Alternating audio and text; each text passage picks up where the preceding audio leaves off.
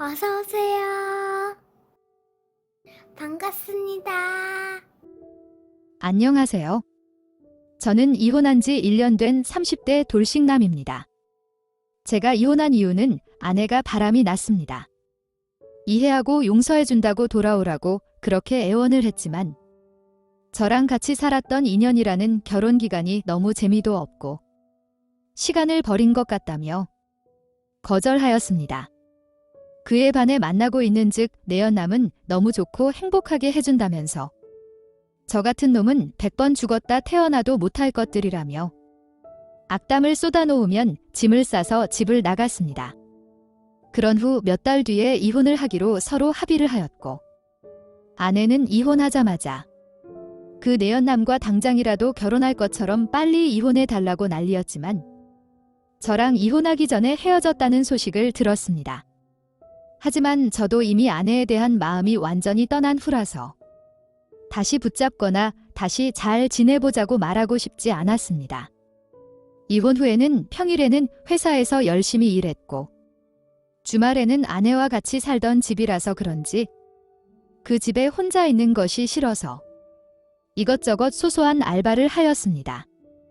그래서 여자를 만날 생각도 만날 시간도 없이 바쁘게 하루하루를 살고 있었습니다.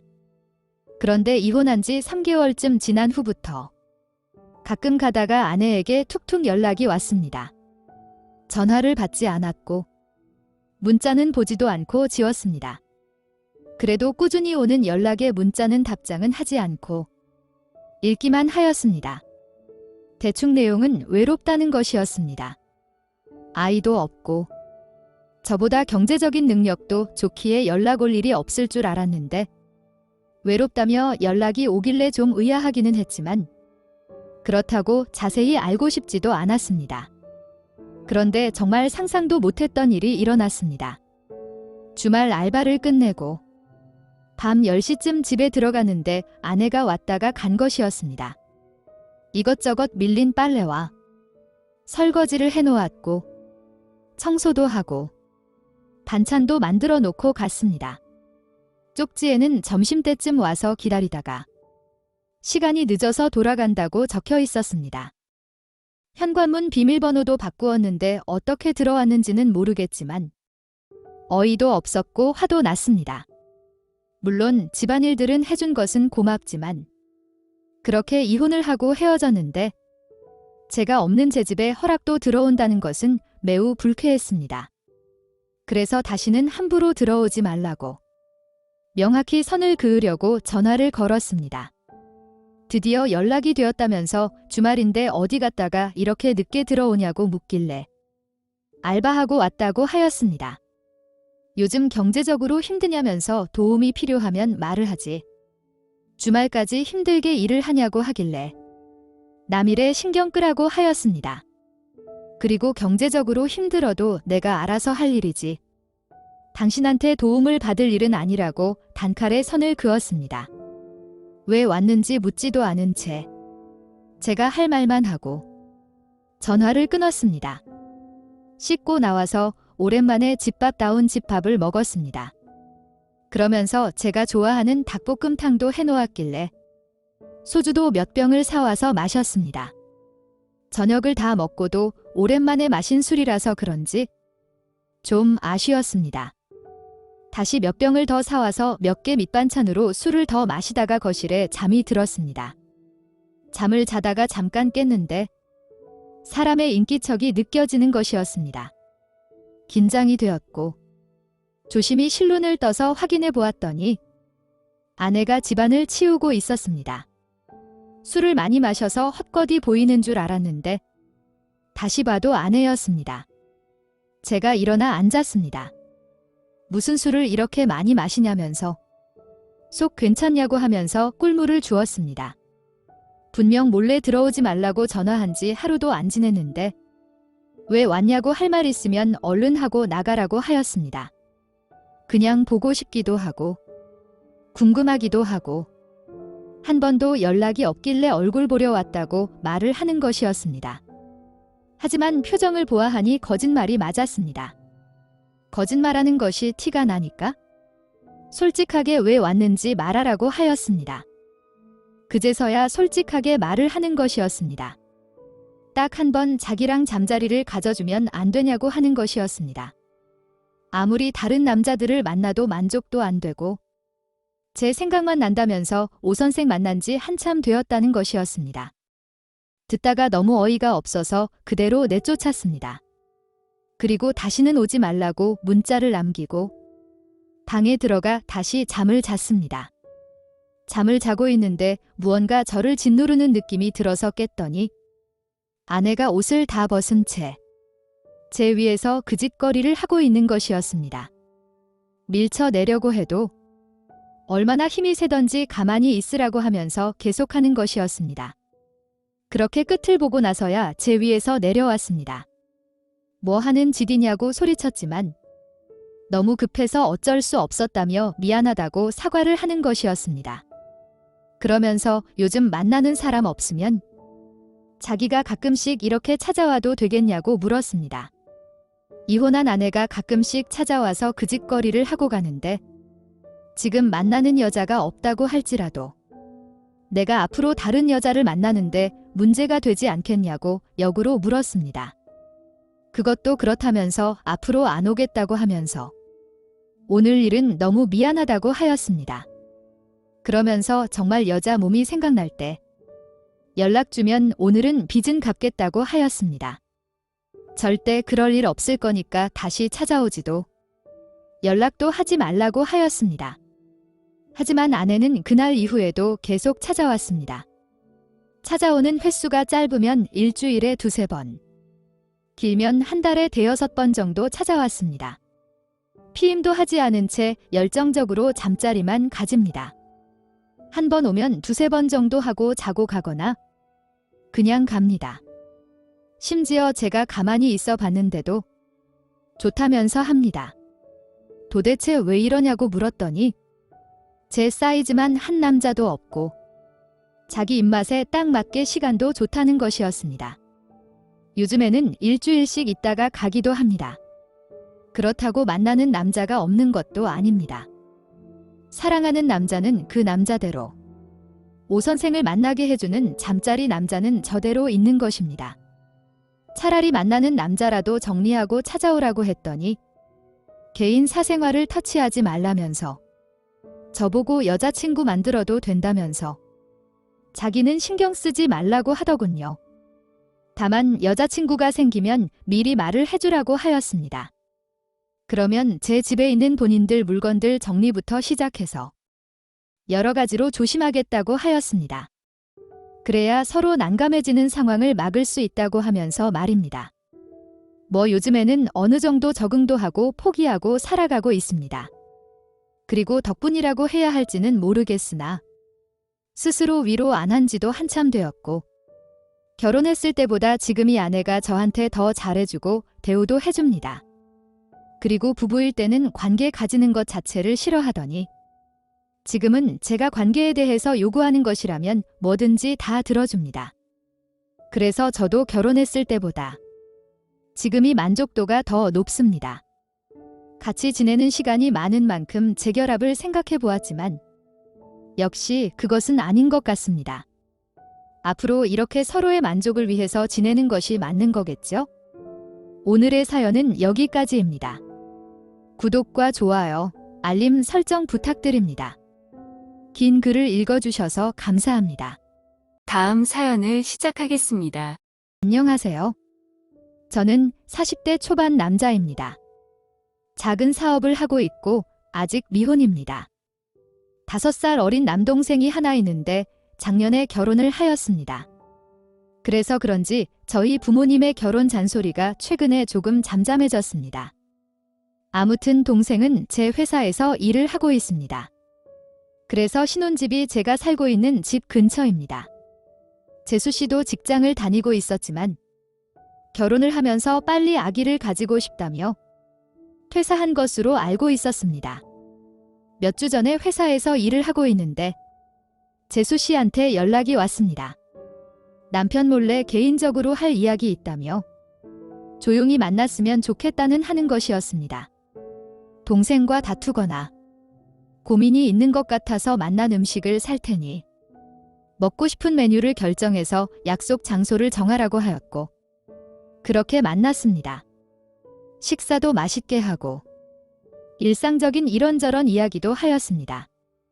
너무 일상적인 이야기들 뿐이어서 할 이야기가 뭐냐고 제가 물었더니 한참을 주저하다가 돈을 좀 빌려주면 안 되냐고 하는 것이었습니다.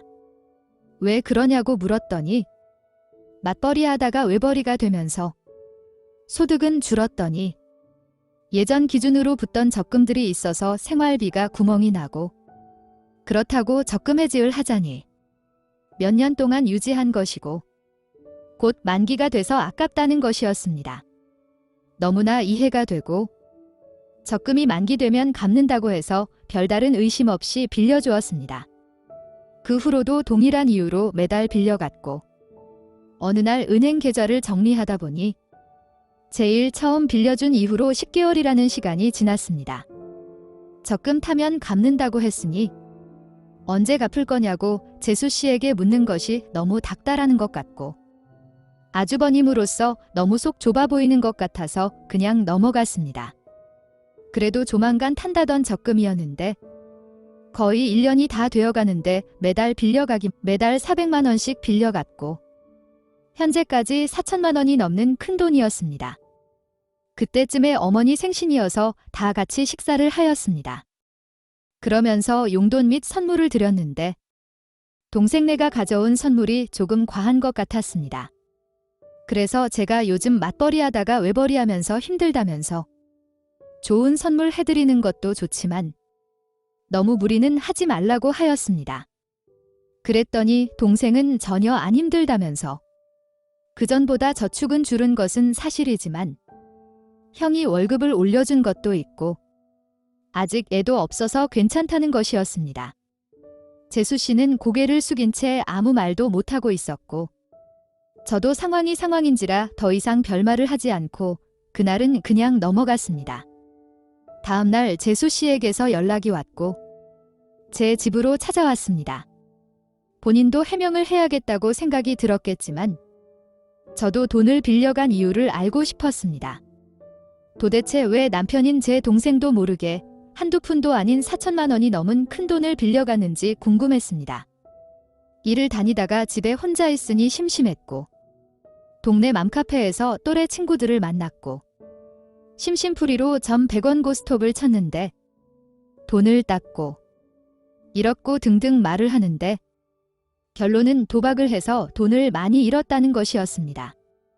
본인의 퇴직금 및 가지고 있던 돈은 이미 다 잃었고 복구하고 싶은 마음에 고스톱을 칠 돈을 저한테 빌렸고 역시나 그것도 매번 잃었던 것이었습니다. 그러면서 딸 때는 제법 딴다면서 이길 것 같으면서도 자꾸 돈을 잃는다는 것이었습니다. 이미 한 푼도 없고 동생은 모르고 있고 갚을 수 있는 상황도 안 되는 것 같았습니다. 대충 들어봐도 이래저래 저한테 빌린 것까지 해서 1억 이상 잃은 것 같았습니다. 동네 친구들끼리 심심풀이로 치는 고스톱에서 오고 가는 금액대는 아니었습니다. 아무리 오랜 시간 쳤다고 해도 친구들이 고스톱을 쳐서 1억을 잃었다는 사람은 본 적이 없습니다.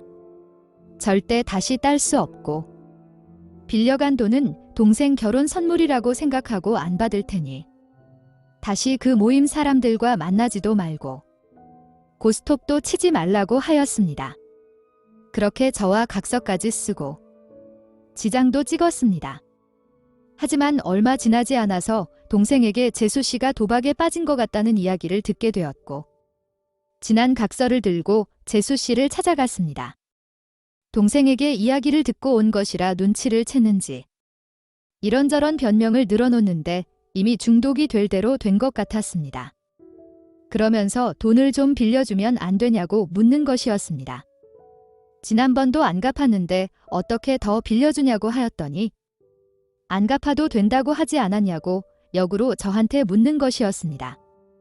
다시는 그 모임 사람들과 만나지도 않고 도박을 안 한다는 조건으로 안 갚아도 된다고 한 것인데 재수 씨가 도박을 하시면서 각서를 깼으니 당연히 돈을 갚아야 된다고 하였습니다.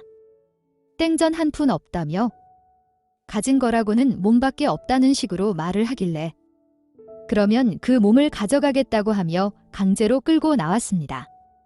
재수 씨는 당황하면서 아주버님 그래도 이건 아니죠 라고 하며 끌려 나와 제 차에 탔습니다. 그리고 운전을 하고 있는데 계속 그냥 다시 돌아가자고 하는 것이었습니다. 몸으로 때울 수 있게 해드릴 테니 최선을 다해서 몸으로 해결하라고 하였습니다. 재수 씨는 체념한 듯 조용히 창밖만 바라보았습니다. 저희 부모님 집으로 데리고 갔고 앞으로 매일매일 여기로 와서 청소하고 빨래하고 식사 준비하라고 하였습니다. 그러면 하루에 10만 원씩 빚을 없애준다고 하였습니다. 그리고 대충대충 하거나 다 빚을 갚기 전에 그만두면 4천만 원 빚을 다시 원상복구된다고 하였습니다. 단, 임신을 하면 집안일로 갚은 기간을 유예해 준다고 하였습니다. 재수 씨는 어이가 없다며 싫다고 하였고 그러면 회사 식당 아줌마로 들어와서 일을 하고 월급을 받아서 갚으라고 하였습니다. 아니면 알아서 일을 구해서 갚으라고 하였습니다. 제 동생에게 이야기하겠다고 하자 이미 동생과 다 합의를 하고 내린 결론이니 마음대로 하라고 하였습니다. 재수 씨는 동생에게 전화를 걸었지만 동생은 형한테 빌린 돈 다 안 갚고 도박도 못 끊으면 이혼할 수밖에 없다며 전화를 끊어버렸습니다. 결국 다음 주부터 재수 씨는 매일 부모님 집으로 출근해서 청소 및 빨래를 하고 새끼 식사를 다 준비해드리고 나서야 퇴근을 하였습니다. 그리고 현재 동생한테 들은 바로는 경제권을 압수하는 등 나름 정리를 하였고 도박도 아직까지는 잘 참고 있는 것 같다고 하였습니다. 그러면서 4천만 원은 어떻게든 모아서 갚겠다며 미안하다고 하길래 현재 재수 씨가 매일매일 본가에서 일하면서 잘 갚고 있으니 너는 안 갚아도 된다고 하였습니다.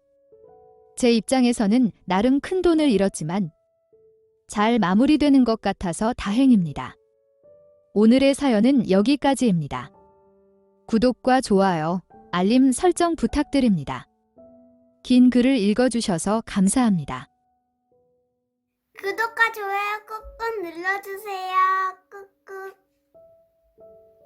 알림 설정도 꾹꾹 눌러주세요.